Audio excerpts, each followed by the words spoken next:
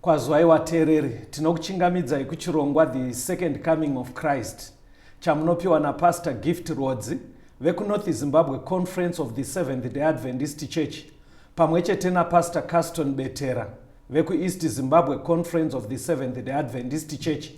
Mu studio nasi tina Pastor Trust Mukwada veku East Zimbabwe Conference of the Seventh Day Adventist Church na Pastor Isaac Mashinya veku East Zimbabwe Conference of the Seventh Day Adventist Church. Vari kuisa chidzidzo chedu mu sign language ndi Shailet Chakabveyo. Pastor Mukwada, kwazisai vateereri. Vateereri ndinokwazisai mose muzita raJesu. Vamashinya kwazisai vateereri. Vateereri ndoda kukwazisai mose muzita raJesu. Tiri muchidzidzo chanhasi chine musoro wenyaya kuti kunamatwa kwezvifananidzo. Kunamatwa kwezvifananidzo. Tichiri kudzidza mubhuku razvakazarurwa. Pana zvakazarurwa chapter 2 patiri kuona kereke nomwe padzakanyorerwa tsamba nomwe dzaibva kuna Jesu. Mukudzidza kwataita zvidzidzo zviri kumashure panoda kuramba pachidzokororwa kuti zvibatike kuti the letters to the 7 churches, tsamba kukereke nomwe. Kereke nomwe mukunyorwa kwebhuku razvakazarurwa rinodivhaidha nguva kubvira Jesu paaenda kudenga kusvikira paachadzoka. Nguva yese iri pakati yakakamurwa kuiswa muzvikamu 7 zvinomwe, chikamu chega chega chichimirira a period kana kuti an era. Sekuti Church of Ephesus iri kumirira ira kubvira Jesu aenda kudenga, ndo ira yekutanga. Church of Smyrna ndo ira yechipiri. Church of Pergamos ndo ira yechitatu. Saka patinosvika kuchechi yekupedzisira ndo ira yekupedzisira panobva padzoka Jesu. Saka zviri kutsanangurwa munwadhi idzi kana tsamba idzi chiprofita chinotsanangura nekuisa pachena zvairaramika mumaperiodzi iwaya ari 7. Vafundisi, tiri pachechi yePergamos ndo ira yechingani vamashinya? Ndo ira yechitatu. Ndo ira yechitatu. Vamukwada muchiri kuyeuka here kuti takati inokavha makore api? Takati inokavha makore kuma 313 kusvika ku 538. 313 to 538 AD. Saka tiverengerei vamukwada zvakazarurwa 2 verse 14. Zvakazarurwa chapter 2 pa verse 14. Asi handifari nezvimwe zvinhu zvishoma kwauri, nokuti una vamwepo vanobatisisa dzidziso yaBharami, vakadzidzisa Bharaki kuisa chigumbuso pamberi pevana vaIsraeri, chokuti wadye zvakabayirwa zvifananidzo nokuita upombwe. Right. Saka chidzidzo chedu vafundisi chiri kuti kunamatwa kwezvifananidzo. Sekudzidzisa kunoita Bhaibheri pakudzidzwa kwaro kuti pataitarira nyaya yeupombwe, nyaya yaBharami, mavara aya anotaurwa kuna zvakazarurwa. But vanhu havanga vasofa. Saka mukudzidzwa kweBhaibheri unenge uifana kudzokera wonoona panotaurwa zvaBhalamu, wonokora zvidzidzo zviripo sezvidzidzo zvatakaona kumashure kuti takaona nyaya yekuti Mwari haadi vanoita upombwe. Ndizvozvo. Paya paibuda muchidzidzo kuti Mwari muzano rake, murume mumwe chete anofana kugara kana kuroora mukadzi mumwe chete. Ende zvichiitwa vachitanga kuzozivana vakuchata pakuroorana, kwete kuti nyaya yacho itange vachiri mukomana nemusikana. Saka pakunamatwa kwezvifananidzo, wafundisi, tofana futi kudzokera kumashure. Toona kuti bhaibheri rinoti kudii, ndokuti zvijeke zvakanaka, nekuti paperiodi takaona isu muchidzidzo chapfuura, kana muchiri kuyeuka Pastor Mukwada, pane musoro wenyaya waiti kubva pamazuva aEmperor Constantine, kuti paperiodi yamatudza from 313 AD kusvikira 538 pakaita kubatana kwenyika nechechi, state and church.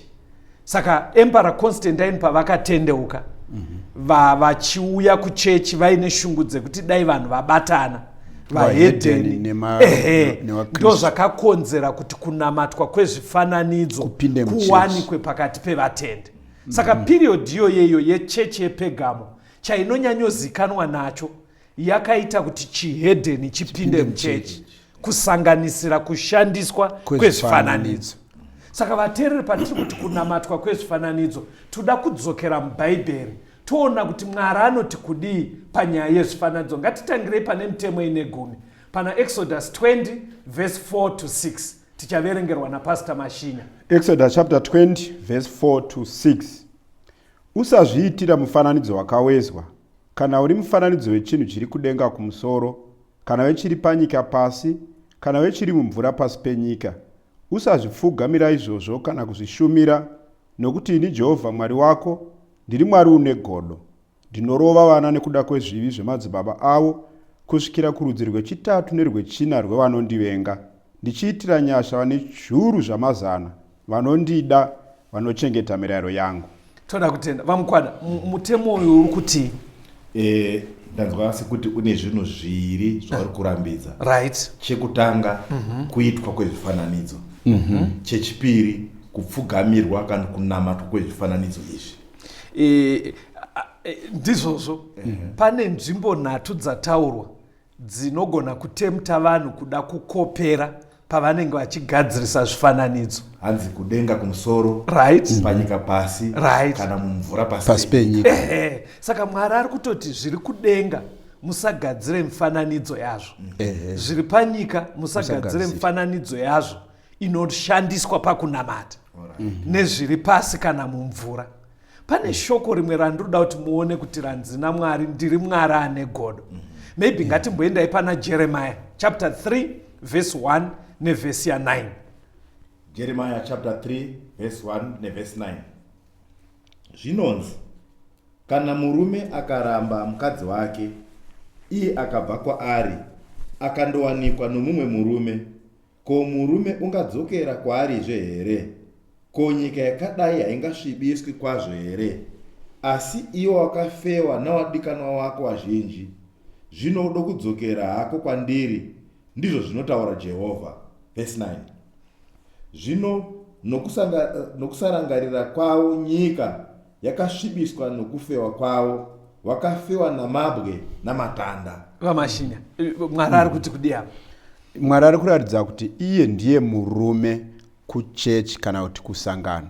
Sangano ndiye mudzimai, rinenge richimira semudzimai kuna Mwari, Mwari ari murume. Saka munhu akabva kuna Mwari, anowa ndiye murume, ochienda kundonamata chifananidzo, ari kunze vaakufewa, nokuti chifananidzo ichi atova mumwe murume wasiya Mwari. Saka pari kunzi vakafeva nemabwe nematanda, Mwari haasi kutaura upombwe uya huri physical unovengwa futi naMwari. Ari kureva kuti vana veIsraeri varayirwa kuti musashandise zvifananidzo pakunamata. Pavanga vakunonamata maidols aya, Mwari ari kuti kufeva. Mapabata. Saka toda kudzoka pamutemo wechipiri uya wanzi ndiri Mwari une godo. Godo raMwari riri kubva papi, Pastor Mukwada?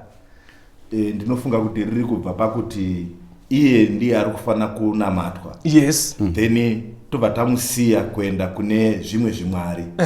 Saka pazviri kudaro Mwari zvinomubata nekumurwadza pakuti ndiye akatisika, ndiye anotichengeta, ndiye anotiriritira mukurarama kwezuva rimwe narimwe. Saka ukaona munhu wauri kuitira zvakanaka zvakadaro akundotsvaga zvimwe matanda namabwe Pastor Betera, murume akangoona mukadzi wake atorwa neumwe murume anonzwa godo, ndo pane godo racho ipapo. Saka mukatarisa pamacharacters aMwari anotaurwa mubhaibheri, pane panonzi Mwari mufudzi wedu, Mwari ane rudo, but Mwari paanonyanyoshandisa vari rekuti ndiri Mwari ane godo ndepaya pekuti vatendi vanenge vakuenda vachinotora zvimwe zvimwari zvisiri Mwari akasika. Maybe gatinzwe pana Ezekiel 23 verse ya 37. Ezekiel chapter 23 verse 37. Nokuti wakafewa, ropa riri pamaoko avo, wakafewa nezvifananidzo zvavo, wakapinza vanakomana vavo wakandiberekera, wakawapinza mumoto kuti wadyiwe nazvo. 38. Saka pfungwa iri kuramba ichiti pakufewa, vafundisi ameno zviri kubatikira kuti tsamba yakanyorerwa Pegamo ndio iri kunzi naMwari handifari kuti vanhu vari kudzidziswa kuita upombwe. Upombwe chaiwo takaudzidza. Vanengari yekuti chiprofita manje chiri kunyorerwa kereke. Pfungwa yacho tinofanira kunoitsvaga kuti bhaibheri parinoti upombwe rinoreva. Saka pfungwa yatabata ndeyekuti riri kureva kubva kuna Mwari uchinoshandisa zvifananidzo pakunamata. Ndizvozvo. Saka muri kuona tiri kuti kubva pamazuva aEmperor Constantine ndo zvenge zvaakuitika muchechi, zvifananidzo zvanga zvaakushandiswa. But ndoda kuti mumboona emphasis yenge yaitwa naMwari kuedza kudzivirira vanhu kuti vasatemtwe kushandisa zvifananidzo. Handei pana Deuteronomy chapter 4 verse ya 13 na 14. Deuteronomy chapter 4 verse 13 na 14. Ipapo wakadudzira sungano yake kwamuri yaakakurayirai kuti muiite, iyo mirayiro ine 10, akainyora pamahwendefa 2 amabwe, nenguva iyo Jehovha akandirayira kuti ndikudzidzisei zvakatemwa nezvakatongwa, kuti mundozviita panyika iyo kwamunoenda kuzoita yenyu. Moses paari kutsanangura kuvanhu veIsraeri ari kutangira pagomo reSinai. Ndizoka chii chakaitika pagomo reSinai? Topatinoona Mwari achiburuka akapa vana vaIsraeri mitemo ine 10. Mitemo ine 10 ndo iri kunzi naMozisi sungano. Saka ndo pari kunzi panapa marayirwa naMwari kuti muichengete. Mwari akupai zvese. Mozisi haagumira ipapo. Pastor Mashinya, tiverengerei kubva verse 15 to 19 ya Deuteronomy chapter 4. Verse 15 to 19. Naizvozvo zvichenjererei zvikuru, nokuti hamuna kuona kuti wakanga wakadini musi Jehovha waakataura nemi paHorebhi ari pakati pemoto, kuti murege kuzvishatsa muchizviitira zvifananidzo zvakawezwa zvakafanana nechinhu chiri chipi nechipi, kana mufananidzo wemurume kana womukadzi, kana mufananidzo wemhuka ipi neipi iri panyika, kana mufananidzo weshiri ipi neipi ina mapapiro inobhururuka kudenga, kana mufananidzo wechinhu chipi nechipi chinokambaira pasi, kana mufananidzo wehove ipi neipi iri mumvura pasi penyika, kuti murege kusimudzira meso enyu kudenga. Zvino kana muchiona zuva nomwedzi nenyeredzi nehondo yose yekudenga, mukatsauswa mukanamata kwazviri nokuzvishumira izvo zvakagoverwa ndudzi dzose dziri pasi pedenga naJehovha Mwari wenyu. Manzwa kutsanangura pari kunzi panapa wafundisa meno kana mabata pfungwa iyi. Zvanzi Mwari paakapa mitemo ine 10 waMashinya. Hanzi akauya ari mukusviba kwegore. Kutsanangura zvakaitika pagomo reSinai. Paipfungaira moto pachirira mheni, but pane gore renge rakafukidza gomo. Saka Mozisi ari kuti Mwari akazviita kuti vanhu vasaone fomu yaMwari, ndoti chi? Iyo chimiro. Kuti vanhu vasaone kuti hii ndaona Mwari akadai. Kuti vasaite idea yekuti Mwari uyu inenge mhuka here, anenge munhu here. Saka hanzi akauya akazvivharidza. Hanzi chaaizviitira pamaverenga kuti vanhu vasazotemtwe kuti kana vafunga Mwari vogadzira chidhori chakafanana dai kuri kwekuti akaonekwa. Iri kubatika. Saka hanzi dambudziko racho manje chaakazviitira, hanzi akaziva kuti lest mungade kuzogadzira chidhori chemurume kana mukadzi moda kuchishandisa pakunamata kana kuti chemhuka kana cheimwe mhuka inokambaira kana chehove.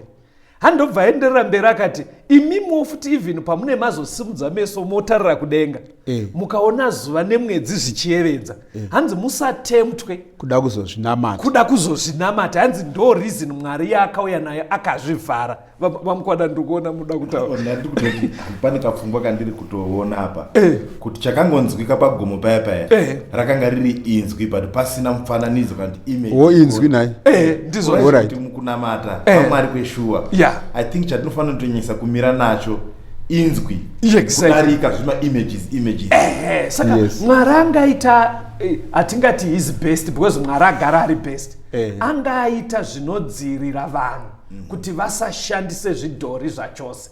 Saka apedza zvese anoendera mberi pana Deuteronomy 16 Pastor Mukwada. Tiverengerei verse 21 to 22. Deuteronomy chapter 16 verse 21 neverse 22. Usazvimisira matanda okunamata nawo emiti ipi neipi parutivi rweatari yaJehovha Mwari wako yaunofanira kuzviitira, uye usazvimisira shongwe inowengwa naJehovha Mwari wako. Saka zvavaiita vahedheni kuKenani kwakwakuenda vaIsraeri, varambidzwa zvezuva, varambidzwa zvemhuka, varambidzwa zvevanhu. But kubvira kare nesainzi shoma dzaiveko, vanhu vaizvinzwisisa kuti miti kana yasangana nezuva pane kugadzirwa kwechikafu. Saka miti vane kakutozivo kavaita kuti toti chii kana ida kuti ndo sosi yechikafu, ndo panobva chikafu, maproducer zvekusai. Saka pane mimwe miti yavaitokoshesa kuti iyi inoramba yakaita green inotibatsira. Vane kakuinamata kavaita kunyanya inoramba yakaita green gore rese. Pamusoro peizvozvo vane matanda ataurwa ekunamata nawo zvima idols zvaiiswa kumberi panzvimbo inonamatirwa, zviri muchimiro chemukadzi kana zvimwe zvishongwe ndotsanangura njitiko. Kune dzimwe nzvimbo unogona kutozviona panonamatirwa vanhu kuti pane pakarongwa angave matombo zvimwe zvinhu zvingori fani zviri kumberi kudai. Ndo tsika dzanga dzarambidzwa naMwari. Saka arambidza kugadzirwa, arambidza kuzvishandisa, arambidza kupfugamira zvinhu izvozvo kana kudyara miti yakadaro panzvimbo yekunamatira. Amenoti sofa pari kubatika. Aiwa, pari kubatika. Vateereri, tiri muchidzidzo kunamatwa kwezvifananidzo part 1. Rambai muri pachirongwa timbonzwa kamwe.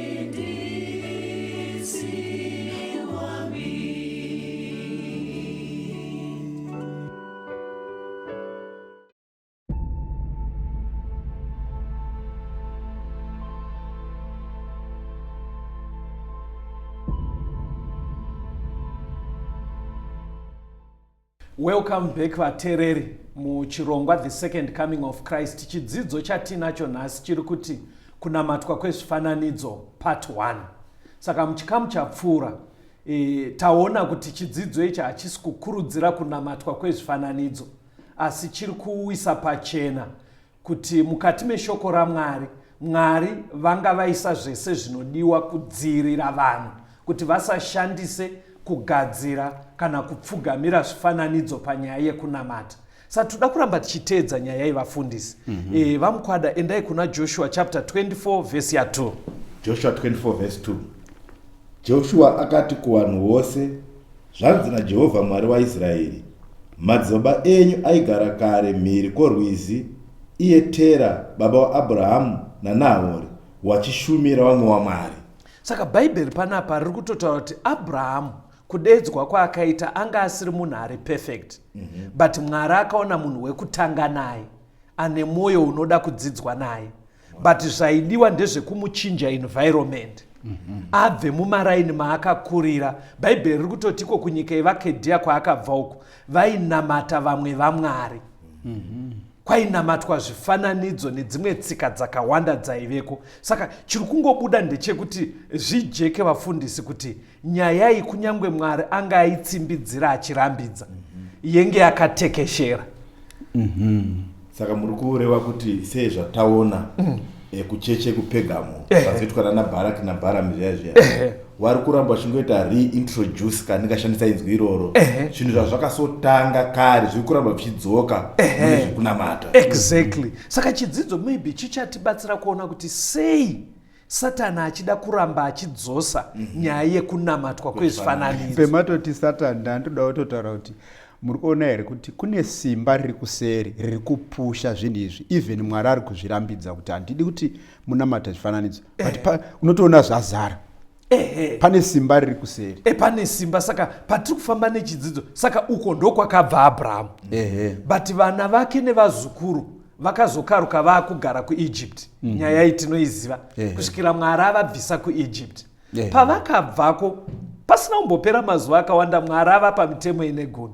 Vamashinya tiverengerei pana Exodus 32 verse 4. Exodus 32 verse 4. Iye akazvigamuchira pamaoko avo, akazviveza nenhumbi yokuveza nayo, akaita nazvo mhuru yakaumbwa. Ivo vakati, ndivo vamwari venyu imi vaIsraeri, vakakubudisai munyika yeIjipiti. Mozisi anga anonoka aenda mugoma achitaura naMwari, ndopaaipiwa plani yesanctuary kana matiro kanodiwa. Saka vanhu vari kuti anonoka, isa hatigone kuita zvekunamata tisina chinhu chinooneka. Ndobva enda kuna Aroni zvikanzi, Aroni, ndarama dzedu dzatinadzo idzi ndiye akatoti ndipei tigadzirire chimwari chinooneka, hatirambe takamirira Mozisi asiri kudzoka. Saka yanzi pakabva pagadzirwa chimuru. Chii chiri kuitika? Zviri kuratidza kuti kana wagadzira mhuru pane kwawakamboiona, ende vari kubva kuEgypt. Zvinoreva kuti kuEgypt kwaive nezvimombe zvimwari zvezvimombe, because murenje mavanga vari vamukwada hamuna vanhu vanga varimo, hamuna vekuti vangati tiri kukopa chimhuru ichi kuno akati. Saka vari kugadzira chimhuru kutoredzera kuEgypt kwavari kubva. Ndizvozvo. Saka in summary muchazoona kuti mukanotsvagiridza munhoroondo, kuEgypt vaive nemaidols, but vekuEgypt vainyanyoshandisa emhuka. Ingave nyoka. Even mukatarisa muchitsvaga kugoogla mifananidzo yevanhu vekunana Egypt vanogona kuita kunge akapfeka chiheti chine nyoka chichidii. Saka zvavainamata vainyanya kushandisa mhuka. But mukonero Deuteronomy anga aramba atoti kana mombe kana mhuka kana chinokambaira. Saka Mwari aitoziva kuti dambudziko iri rinoda kunyatsa kugadziriswa. Saka kuEgypt kwainamatwa zvifananidzo. Taurai vamwe. Zviri kundinetsa kuti sei chinhu chichiramba chidzoka. Mwari ataura zviri clear kudaro, but vari kungozviita chete. But ndine kapfungwa kaendawana pataverenga pana Exodus 32 apa kekuti vari kuti Mozisi anonoka kudzoka. Saka vanhu havadi kunamata Mwari asiri kuona. Saka tisingapoeni chimwe chiri kumimirira kana kuti chinobatika chiri padhuze chekuti chinotirangaridza Mwari. Saka ndozviri kuita kuti vanhu varamba vachidzoka kuzvifananidzo, yeti zviri kurambidzwa. Saka itori weakness isingadiwe yekuti munhu atadze kunamata pasina chimwe chinooneka. Panyaya yemhuka dzekuEgypt dzainamatwa idzi, nyoka nemombe nezvakadaro, pfungwai musangoitore iri kuEgypt, because Egypt yaive muAfrica. Mukadzika naye pfungwa yacho muchiitedza, muchaona kuti kune dzimwe nzvimbo nanhasi kwekutoti nyoka dzinoereswa. Inenge itonzi musaibate-bate kana mombe. Zvokuti ukatsvaga kwazvinonyatsobva chaiko, muchaona kuti nyaya yekushandiswa kwezvifananidzo iri kuramba kunyatsopera. Anyway, ngatione. Pavaifamba murenje vaienda kupi? Vari kuenda kuKenani. But vanhu vavakatanga unosangana navo vaMoabhi. Ngatione kuti vaMoabhi vaive netsika dzipi pakunamata. Pana Numbers 25 verse 1 to 3. Numbers 25 verse 1 to 3. Yes. Zvino vaIsraeri vakagara paShitimu. Vanhu vakatanga kuita upombwe navanasikana vaMoabhu, nokuti vakadana vanhu vauye kuzvibayiro zvavamwari wavo. Vanhu vakadya vakafugamira vamwari wavo. VaIsraeri vakazvisunganidza naBhaari Peori. Jehovha akatsamwira Israeri kwazvo. Saka vaMoabhi vaya vari kukonzera kuti vaIsraeri vatadze, vari kutonzi vaive nezvimwari zvavo. Ende chimwe chimwari chacho chabva chanzi chaive pagomo rePeori chainzi Bhaari. Vafundisi, ngatifambei nechidzidzo ichi kuti tatanga nababa vekutenda Abrahamu. Kwaabva kwaine zvifananidzo. Ndobva vauya kusvikira vazukuru vake vaenda kuEgypt. kuEgypt kwavabva kune zvifananidzo.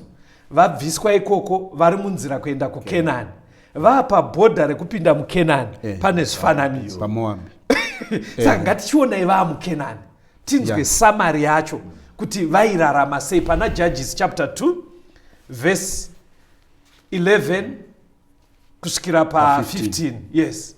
Vatongi chapter 2 verse 11 to 15. Vana vaIsraeri vakaita zvakaipa pamberi paJehovha, vakashumira Bhaari, vakarasha Jehovha Mwari wamadzibaba avo vakanga vabuditsa munyika yeIjipita, vakatevera vamwe vamwari vavanhu vavakanga vakapoteredzwa navo, vakavashumira, vakavapfugamira, vakatsamwisa Jehovha, vakarasha Jehovha, vakashumira Bhaari neAshtoreti. Kutsamwa kwaJehovha kukamukira vaIsraeri, vakavaisa mumaoko avaparadzi vakavaparadza, akavatengesa mumaoko avavengi vavo vakanga vakapoteredza. Naizvozvo vakanga vasingagoni kumira pamberi pavavengi vavo. Pose pose pavaienda, ruoko rwaJehovha rwairwa navo nokuvaitira zvakaipa, sezvakanga zvataurwa naJehovha uye sezvakanga zvapikirwa naJehovha, vakatambudzwa kwazvo. 16. Saka vaIsraeri chii chaiita kuti vakundwe nedzimwe ndudzi? nekuti wanga wasiya Jehovha wakanamata zvifananidzo. Zviri pachena. Saka kuda kuti zvifananidzo zvinokwanisa kuita kuti munhu asiyiwe, kuti kana asiyiwa wamumaoko evavengi, vavengi wakuita zvavanoda. Ndizvozvo chaizvo. Toda kuti Bhaibheri ritsimbidzire uremu wekuti shuwa here Mwari ati Israeri vanhu vangu aisvika pakumbovasiya. Reason ingori yekunamata zvifananidzo, saka hachizi chinhu chiduku. Maybe ngationei kuti zvanga zvadzika midzi zvakadii zvekunamatwa kwaBhaari naAshtoreti. Bhaari naAshtoreti, vafundisi, mukudzidzwa kwenhoroondo neBhaibheri, zvaive zvimwari zvanga zvakatekeshera pasi rese. But Bhaari chaitorwa, chaigona kugadzirwa in different forms, but ndo chaive chimwari chikuru. Chainzi ndo chinobatsira reproduction kuberekana kwezvinhu. Toti chi?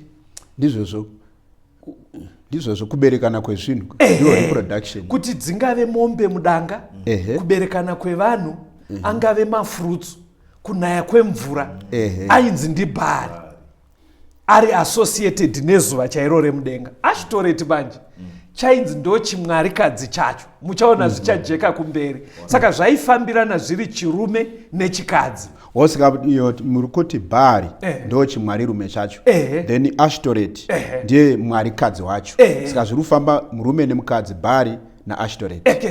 Saka muchaona kuti pfungwa iyi mazoita nguva muri mega vafundisi nemuvateereri, mukanyatsogara kwamuri muchaona dzinenge nyika dzose dzekuti kana pasiri kunamatwa Mwari weBhaibheri uyu, panoshandiswa dzimwe tsika dzechihedheni, pfungwa yechimwarikadzi nechimwari rume yakatekeshera pasi rese. Zvinenge zvichifambidzana chimwari rume nechimwarikadzi.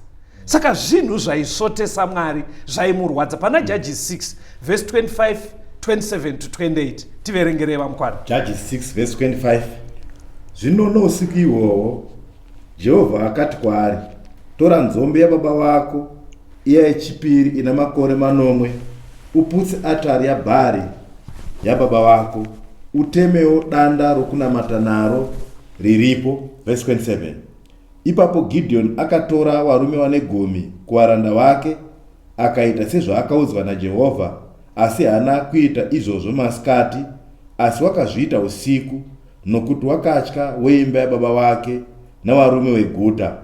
Zvino varume veguta wakati wachimuka mangwanani, wakaona atari yaBhaari yaputswa, nedanda rokunamata naro raivapo ratemwa, nenzombe yechipiri yabayirwa paatari yakanga yakavakwapo. Saka mukutsanangura kweBhaibheri muchaona rinoshandisa language yekuti Bhaari naAshtoreti, kana kuti dzimwe nguva rinoti Bhaari roti matanda ekunamata nawo.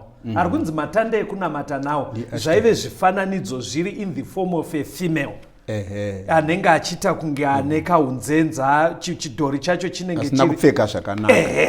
Saka ndo anenge ari matanda ekunamata nawo, aitoshandiswa panzvimbo dzekunamata. But onai zviri kuitika nguva yaGidheon, wafundisi. Mwari ataura naGidheon akati, ndoda kukurwirai kuti mukunde vaMidhiani vakutambudzai. But hatigone kubvisa vaMidhiani tisati tagadzirisa nyaya yekunamata munharaunda menyu. Muri kunamata Bhaari naAshtoreti. Saka Mwari ndobva atoona kuti ndiudze Gideon kuti enda unoputsa chidhori chaBhaari. Haisi nyaya inogashirika munharaunda, aigona kuurayiwa. Akatonzi chimira uende uri usiku. Ndoda kuti muone kuti zvinhu zvazvakudiwa zvakadii zvekutoti kuda kuchallenge nyaya iyoyo iwe ndiwaitoonekwa uri munhu akaipa. Because kwaedzwa zvozvo ndichaparadzwa, hazvina kuita zvakanaka. Hazvina kuita zvakanaka. Zvanga zvadzika midzi zvakadaro. Tapfuura nguva yevatongi. Handei nguva yaSamuel. Pana 1 Samuel 7 verse 3 to 4. 1 Samuel chapter 7 verse 3 na 4. Samueri akataura neimba yose yaIsraeri akati, kana muchida kudzokera kuna Jehovha nomwoyo wenyu wose, bvisai vamwari vavatorwa neAshtoreti pakati penyu, mugadzirire Jehovha mwoyo yenyu, mumushumire iye oga. Ipapo iye uchakusunungurai pamawoko avaFiristia. Vana vaIsraeri vakabvisa vaBhaari neAshtoreti vakashumira Jehovha oga. Zviri kuramba zvichidzoka. Zviri kujeka kuti nhoroondo yese zvifananidzo zviri kudzoka. Nguva yevatongi yapfuura, taanguva yaSamueri.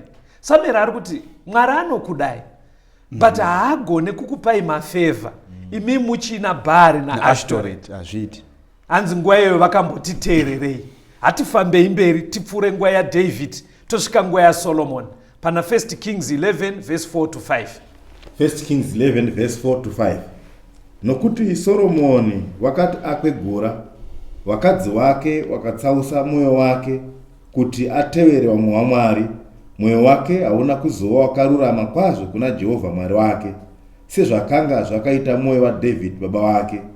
Nokuti Soromoni wakatevera Ashtoreti, mwarikadzi wavaZidhoni, naMikomi, mwari unonyangadza wavana vaAmoni. Saka Bhaibheri rabva rajekesa rikati Ashtoreti chaive chimwarikadzi. Saka Solomoni ambotanga zvakanaka, hanzi akura manje akabva achanyatsochitendera kunamatwa kwezvinhu izvi. Hatiendei 1 Kings 11 verse 30. Madzimambo yokutanga chapter 11 verse 30. Ahija akabata nguo itsva yaakafuka, akaibvaruranya, akaita mapande ane 12, akati kuna Jerobhoami, chizvitorera mapande ane 10, nokuti zvanzi naJehovha Mwari waIsraeri, tarira, ndinobvarura ushe ndihubvise kuna Soromoni, ndikupe marudzi ane 10. Verse 33. Nokuti akandirasha, vakanamata kuna Ashtoreti mwarikadzi wavaZidhoni, naKemoshi mwari wavaMoabhi, naMirikomi mwari wavana vaAmoni, hawana kufamba panzira dzangu, nokuita zvakarurama pamberi pangu, nokuchengeta mirayiro yangu, nezvandakatonga sezvakaita baba wake Dhavhidhi. Nyaya ivateerera haisi nyaya duku. David aitungamira vaIsraeri. VaIsraeri ndo vanhu vabva pavana 12 vaJacob. But chakaita kuti vari 12 ruri rudzi 1 rusvike pakudivhaidwa, Mwari akasvoteswa nezvakanga zvaakuitwa naSolomoni kuti kwakunamatwa Bhaari naAshtoreth. Ndobva atendera kuti 10 tribes out of 12 dziende kwadzo dzega dzipiwe zita rekuti Israeri. Dzeni 2 dzaisara, Benjamin naJudha, ndo dzakasara nezita rekuti Judha. Saka kwakabva kwachitsemuka kwaane Israeri naJudha.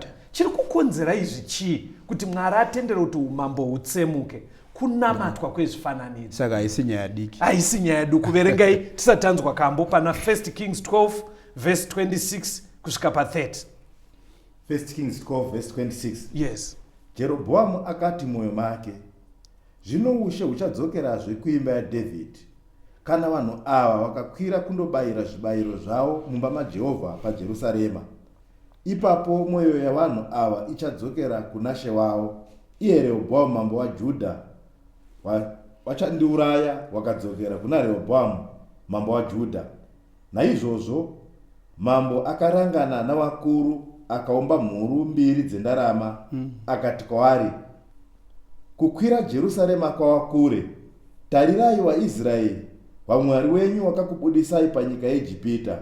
Akagadza imwe paBheteri, imwe akaisa paDhani. Toda kutenda. Toda timbonzwa kambo tisikotaura panyaya iyi. Vadivhaida. Jerobhoamu ndiye akuIsraeri. Rehobhoamu ari kwaJudha. But kwaJudha ndo kwaine temberi yaMwari. Ndo pari kunzi naRehobhoamu ari kunorthern side kwaIsraeri. Vanhu vakaramba vachienda kuchechi yechokwadi, vanopedzisira vada mambo ariko. Beta ndigadzire kamwe kanamatiro kunoko. Batai pfungwa iyoyo. Vateereri, tiri pachidzidzo chiri kuti kunamatwa kwezvifananidzo part 1. Rambai muri pachirongwa timbonzwa kambo.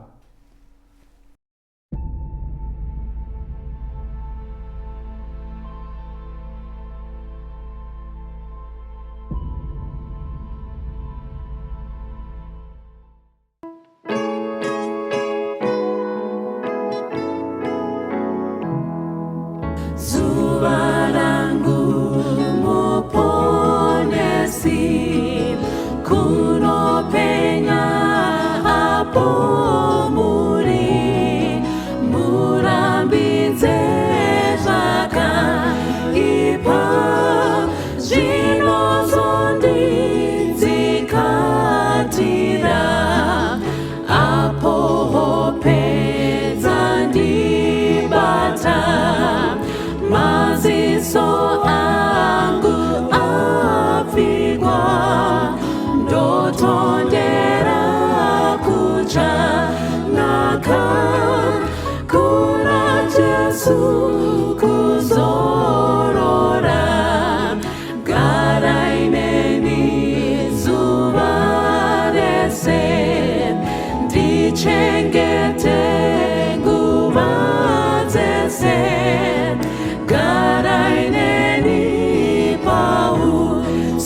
usiku kana urofu wangu.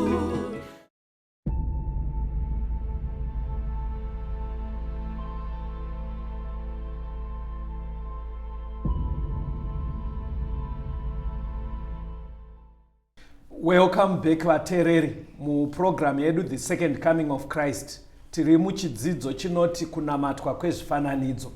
Patiri kudzidza bhuku razvakazarurwa chapter 2 nechapter 3 pane 7 letters to 7 churches. Pachechi yechitatu, the church of Pergamos, kereke yePegamo, pane mashoko anotaurwa naMwari ekunzi handifare kuti vanhu vari kudzidzira kuita upombwe. Tabva taona kuti upombwe tichidudzira bhaibheri tasendeka upombwe huri physical, kuti vanhu vaMwari vakunamata zvifananidzo kana kuti vari kushandisa zvifananidzo panyaya yekunamata. Saka paperiodi yePegamo, prophetically period iyoyo inomirirwa nechechi, aive makore anobva 313 AD kusvika 538 AD. Chii chaiitika paperiodi? Kutanga naempara ainzi Constantine pakatanga kuintroducwa kushandiswa kwezvifananidzo muchechi, nekuti empara uyu anga atendeuka, aida kuyananisa vechechi nevahedheni vanga vakatekeshera muempire. Saka kuti vadyanane vanzwisisane, zvifananidzo zvakatanga kunamatwa. But chidzidzo chatiinacho nhasi chiri kutarisa kuti iye Mwari, kunyange zvakazouyiswa mumazuva aempara Constantine, shoko raMwari rinoti kudii takatarisa kushandiswa kwezvifananidzo panyaya yekunamata. Vafundisi, tataona Israeri yatsemuka makingdoms mairi. Northern kingdom kwaIsraeri kuchitongwa naJerobhoamu, Southern kingdom kwaJudha kuina Rehoboamu. Kusouthern kingdom ndokwakuine temberi yainamatwa Mwari mupenyu. Zvikanzi kudii naJerobhoamu paya? Hanzi kukwira kuJerusarema kwakure. Right. Saka ini ndakukuitirai zvimwari kunoku. Saka ari kutoita sekuti ari kurerutsira vanhu nekuisa zvifananidzo zvainamatwa padhuze nawo, vanyi kutambudzika nekufamba mitunhu mirefu kundotsvaka Mwari. Ndobva agadzira zvimuru kuti zvinamatwe, ndo zvanga kutoti ndo zviri kumirira Mwari wenyu. Ndaona muri kuda kutaura. Ndiyo yepfungwa yandachida kutotaura kuti nyaya yezvifananidzo ndo yaseparata makingdoms aya. These two kingdoms kwaJudha neidzi 10 dziri kwaIsraeri dzaseparatedwa nezvifananidzo. Handitika. Saka patiri kutedza tatanga tichiona Abrahamu kwaakabva zvifananidzo. Iye zvino taakumboona Israeri, the northern kingdom, kuri kutungamirwa naJerobhoamu. Jerobhoamu akagadzira zvimhuru zviya vatereri, akazofa kukauya vamwe. But tauda kumhanya pane mumwe mambo akatonga kwaIsraeri ainzi Ahabhu. Pana 1 Kings 16 vamashinya tiverengerei verse 30 kusvika pa33. Madzimambo ekutanga chapter 16 verse 30 to 33. Verse 30. Ahabhu mwanakomana waOmri wakaita zvakaipa pamberi paJehovha kukunda vose vakamutangira. Chakanga chiri chinhu chiduku hacho kwaari kufamba muzvivi zvaJerobhoamu mwanakomana waNebhati, asi wakawana Isabheri mukunda waEtibhaari mambo waZidhoni, akandoshumira Bhaari akanamata kwaari. Akavakira Bhaari atari muimba yaBhaari yaakavakwa paSamaria. Abha akaitawo matanda okunamata nawo. Abha akawedzera kutsamwa, akawedzera kumutsa shungu dzaJehovha Mwari waIsraeri kupfuura madzimambo ose akamutangira. Jerobhoamu aita chimhuru, Mwari haana kufara. But zviri kunzi Mwari akazonyanya kutsamwa. Abha officializa kunamatwa kwaBhaari. Because yanga iri capital yamambo kwaive paSamaria. Saka akabva anyatsogadzira atari dzaBhaari paSamaria kuti zvinyatsova official. Saka Mwari haana kufara. Chakonzera kudai pari kunzi anga aroora mukadzi waAhabhu, Jezebheri. Saka Jezebheri aibva kunyika yeZidhoni, mukunda waEtibhaari. Saka baba vaJezebheri vaitova muprista waBhaari, because varunzi Etibhaari. Saka aroora kuvahedheni, but imba yaakaroora tezvara vacho ndo vaitova muprista mukuru waBhaari. saka ndiye auya nezvifananidzo kwaIsraeri. Kamuroora auya nezvifananidzo, muroora wokwaIsraeri akatouya nezvifananidzo iye Jezebheri. Saka matanda ekunamata nawo ari kutaurwa aya aiva Ashtoreth. Maybe ngatifambei tione pana kuti Mwari kakuratidza kuti atsamwa nyaya iyi chii chakaitika pana 1 Kings 18 Pastor Mukwada verse 17 to 18. 1 Kings 18 verse 17 to 18. Zvino Ahabhu akati achiona Eriya, abva akati kwaari, ndiwe here iwe mutambudzi waIsraeri? Iye akati, ini handina kutambudza Israeri, asi ndiwe neimba yababa wako, nokuti makasiya mirayiro yaJehovha mukatevera waBhaari. Mwari paita dambudziko iri, kwakaita 3.5 years drought, kusina mvura iri kunaya kana dova rinofuma riri pachivanze. Mwari achiisa pachena kuratidza kuti kunamatwa kana kushandiswa kwezvifananidzo chinhu chinomusvota. Saka Elijah azosangana namambo Ahabhi. Ahabhi ari kutoti chakonzera dambudziko munyika muprofita waMwari Elijah. Elijah ari kuti handizvo, imimi ndimasiya mitemo yaMwari maakunamata Bhaari. Imbona isituation yacho zvayenge yaita makore wayo, maybe pana 1 Kings vamashinya chapter 18 verse 19 to 22.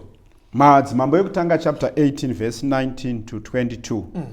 Naizvozvo zvino chituma vanhu uunganidze vaIsraeri vose pagomo reKarimeri, navaprofita vaBhaari vana 450 navaprofita vamatanda okunamata nawo vana 400 vanodya patafura yaIsabheri. Naizvozvo Ahabhu akatuma vanhu kuvana vaIsraeri vose, akaunganidza vaprofita pagomo reKarimeri. Zvino Eriya akaswedera kuvanhu vose akati, mucharamba muchifunga mifungo miviri kusvikira riiniko? Kana Jehovha ari Mwari mumutevere, kana Bhaari ari Mwari mumutevere iye. Asi vanhu havana kupindura shoko rimwe.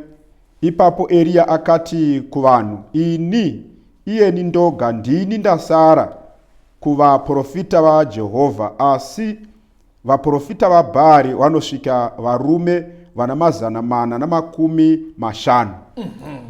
Saka kugadzirisa nyaya zvikanzi naElijah handei pagomo reKarmel.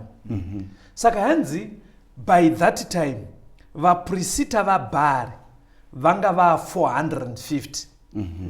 Bhaibheri pariri kuti vanodya patafura yaJezebheri iri kuedza kureva kuti vaisponswa. Ndo pane salary yavo, ndo pawano salary yavo yaibva kuna mambo kuimba yamambo. Dai kuri kutaura kwanhasi tinechiti salary yavo iri kubva kustate. Exactly. Dai kuri kutaura kwanhasi. Saka zvinhu zvazvaofficial. Paitaitwa budget yevaprofita vaBhaari. Zvikanzi pane 400 futi wangova vaprofita vematanda ndova Ashtoreth. Maybe jekesai pamuri kuti vematanda pamwe vatere vanogona wanga wasina kunyatsobata. Zvaiitika vafundisi, Bhaari chiri chimwari chainzi ndo chimwari chikuru chiri associated nezuva sun. Ndo chinokonzera reproduction, miti kuti ite green, ibereke mbudzi dziwande, ndo chinoita kuti kunaya kwemvura. But zuva mudenga harizi rega, rine mwedzi nenyeredzi. Saka mwedzi muchihedheni chavo waitorwa semukadzi wezuva. Moon, wife to the sun. Exactly. Saka munhu ndo chaive chinhu chikuru chinoonekwa neziso redu. I know kuti mishini ine zvimwe zviombe zviri mudenga, but chaionekwa neziso redu chihombe izuva roteererwa nemwedzi. Saka mwedzi waibva waita chimwari chechituu chihombe. Saka mwedzi waive chimwari kadzi kuti kana zvazodzika panyika chaigadzirwa chifananidzo chiri chemukadzi akashama. Aine kakuratidzira kanokwezva kuti reproduction iitike. Because zvainzi zvimwari zvinobatsira reproduction. Saka muchiona pazvainamatwa zvaive nyore kuti pabva paassociated neupombwe.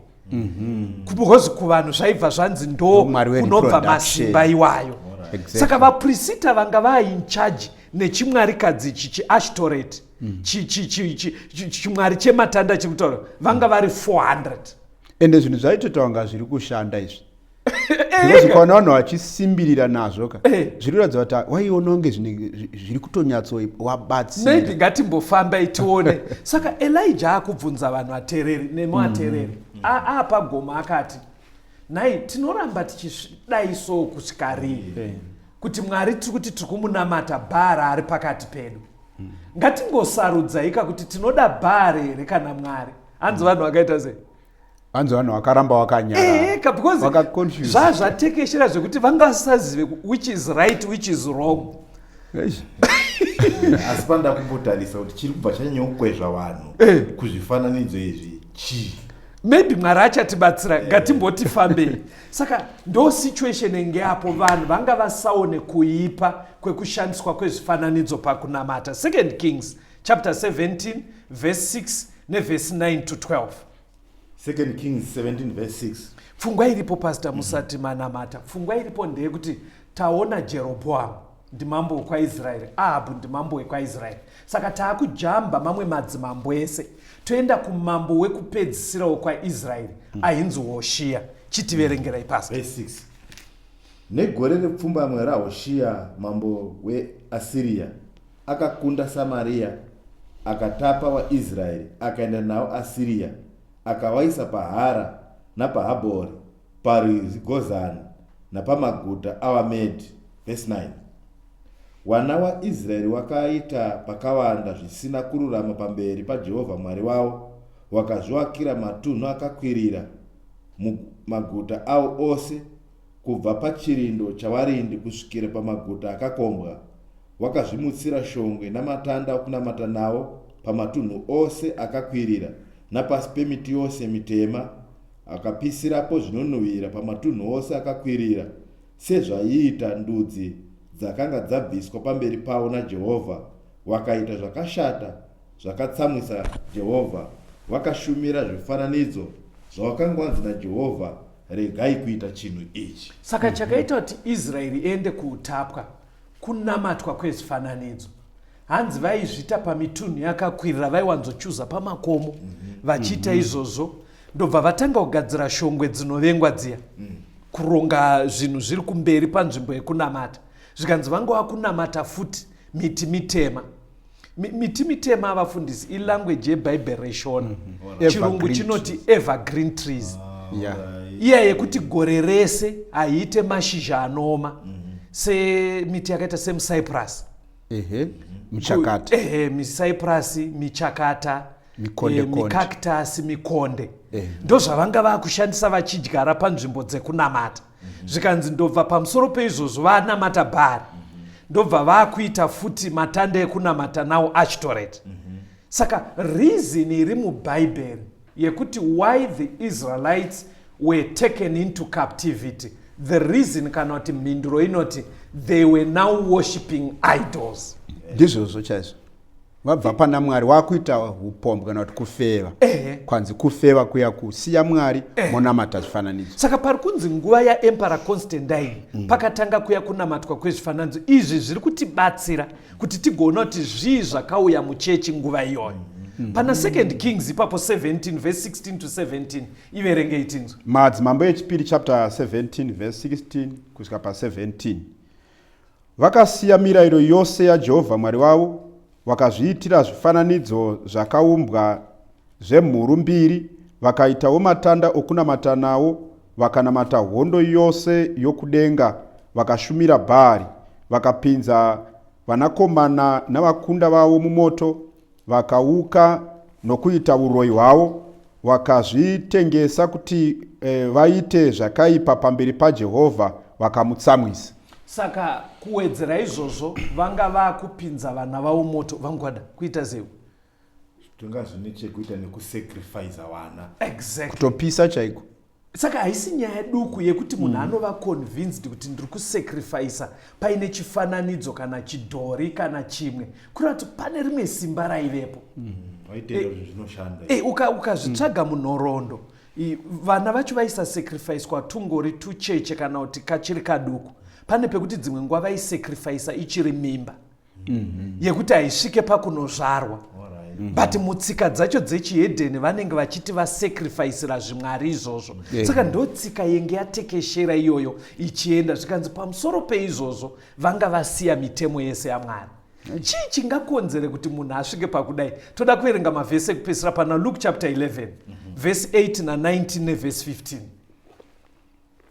Luke chapter 11 verse 18 na 19. Yes. naSatani kana achizvipesanisa ushe hwake hungamira seiko? Zvamunoti ndinobudisa mweya yakaipa naBhezebhuri, kana ini ndichibudisa mweya yakaipa naBhezebhuri, ko wanakomana wenyu wanoibudisa nani, naizvozvo iwo wachava watongi wenyu. Verse 15. Asi vamwe wavo vakati, unobudisa mweya yakaipa naBhezebhuri, mukuru wemweya yakaipa. Bhezebhuri ari kutaurwa kana kuti Baal-zebub chaive chibhari chaiwanikwa kuEkron. Mukaidzidza nyaya iri kuna madzimambo echipiri chapter 1. Chaive chimwari chibhari but chaive kuEkron ndo chainzi Baal-zebub. Saka vaIsraeri nguva yaJesu vari kutoti Jesu zviri kuita kuti aite simba iri ari kushandisa masimba echimwari ichi. Kuratidza kuti zvaigashirika nguva iyi, zvinhu zvaitozikanwa kuti hongu zvifananidzo but zvine rimwe simba. Satani anobva atoitaka kuti zviite.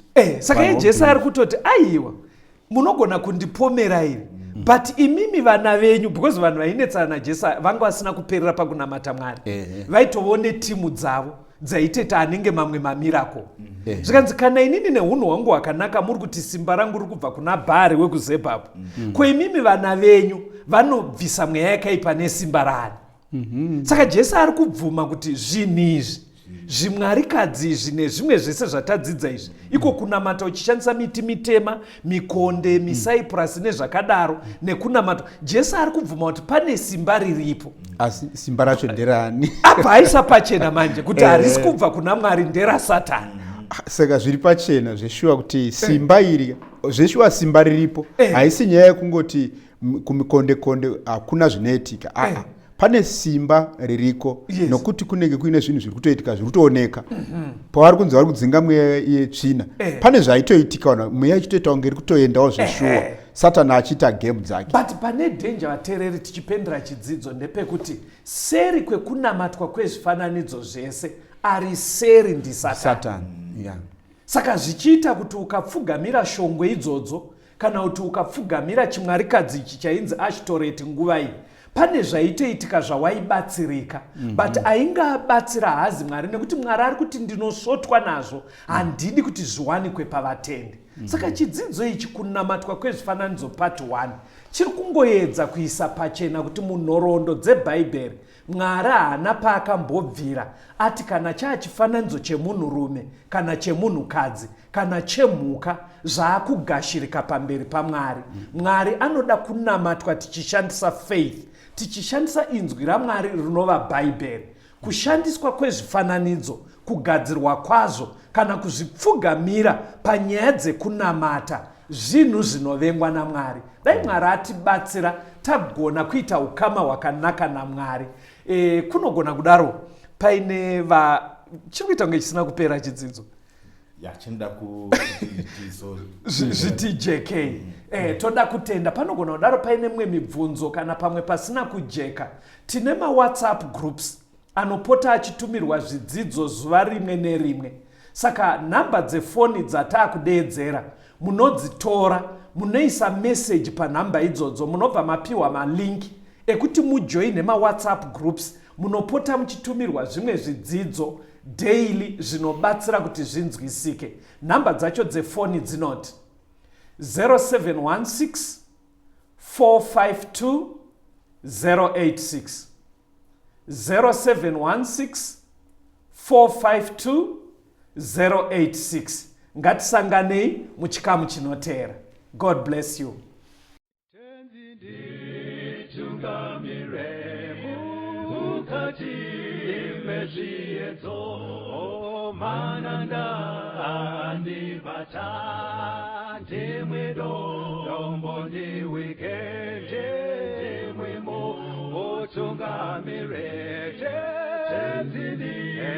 Tungamire se mwana awonyarata Munganyaradze nyanga mananda anomunzwa kana matinyarara imwe tenzi wenyanza tenzini tungamire aponda yasvika nyanza mananda aondichisa handichina zororo ndotsamira kune mwenga kandinzwe imwi motiti ndinokutungamira